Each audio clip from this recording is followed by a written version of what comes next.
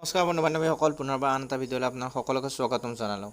আমি আজি কথা পাতিম আছাম ডাইৰেক্ট ৰিকুৱাৰমেণ্টৰ এক্সামৰ বিষয়ে। আজি ৰাতিপুৱা এটা নিউজ বহুত ভাইৰেল হৈ আছে, আৰু যিটো নেকি আমাৰ আছাম ডাইৰেক্ট ৰিকুৱাৰমেণ্টৰ 21 আৰু 28 আগষ্টত হ'ব লগা 26,000 পদৰ বাবে যিটো লিখিত পৰীক্ষা হ'ব লগা আছিল, তাৰ পেপাৰ ফাদিলৰ ওপৰত আৰু বহু সংখ্যক লোকে ইয়াৰ ওপৰত বহুত নিজৰ মন্তব্য দাঙি ধৰিছে। লগতে ইয়াৰ ওপৰত কিছুমান ইউটিউবাৰে বিভ্ৰান্তিমূলক ভিডিঅ' বনাই বহুতৰে মনবোৰ ডিমোটিভেট কৰিবলৈ চেষ্টা কৰি আছে। সেইবাবে এই ভিডিঅ'টো মই বনালোঁ, যাতে ইয়াৰ সবিশেষ কিয় প্ৰশ্ন কাকত ফাদিল হৈছে আৰু কোনে কৰিছে ইয়াৰ ওপৰত আপোনালোকক সঠিক তথ্য দিব পাৰোঁ। আহক আমি ভিডিঅ'টো আৰম্ভ কৰোঁ।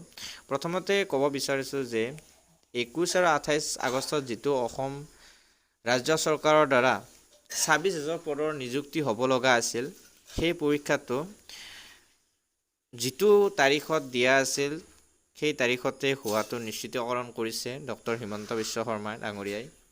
আৰু ইয়াত মাত্ৰ পৰীক্ষা প্ৰশ্নকাকত ফাদিল হোৱা বুলিয়ে কৈছে, কিন্তু এতিয়ালৈকে পৰীক্ষা প্ৰশ্নকাকত ফাদিল হোৱা নাই। কাৰণ এটা হোৱাটছআপ যোগে এই তথ্যবোৰ ভাইৰেল হৈছে, আৰু এজন ব্যক্তিয়ে এই পৰীক্ষাৰ পেপাৰটো কিছুমান পৰীক্ষাৰ্থীক পইচাৰ বিনিময়ত বিক্ৰী কৰাৰ এটা তথ্য এই হোৱাটছআপ যোগে পাইছে, আৰু সেই তথ্যটোকে বহুত ধৰণে উপস্থাপন কৰিবলৈ চেষ্টা কৰিছে।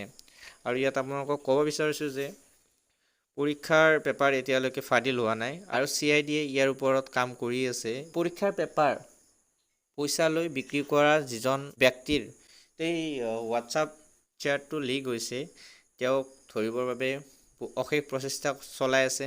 আৰু লগতে আপোনালোক ডিমোটিভেট নহ'ব। যিসকলে যিমান প্ৰিপাৰেশ্যন কৰি যাই আছিল বা কৰি আছে, আপোনালোকে প্ৰিপাৰেশ্যনটো ঠিক তেনেদৰে ৰাখক। আৰু বেছি দিন নাই, 21 আৰু 28 তাৰিখে যিবোৰ এক্সাম হ'ব লগা আছে, তাৰ কাৰণে আপোনালোকে দিন ৰাতি একেকাৰ কৰি প্ৰিপাৰেশ্যনটো চলাই যাওক, যাতে আপোনালোকে সঠিক এটা ফলাফল পায়।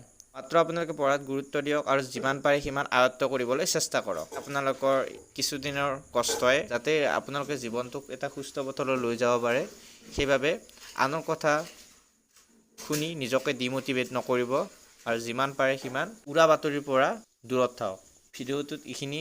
যদি ভিডিঅ'টো ভাল পালে তেতিয়াহ'লে লাইক কৰিব, শ্বেয়াৰ কৰিব আৰু ছাবস্ক্ৰাইব কৰি ঘণ্টা বাটনটো টিপি দিব।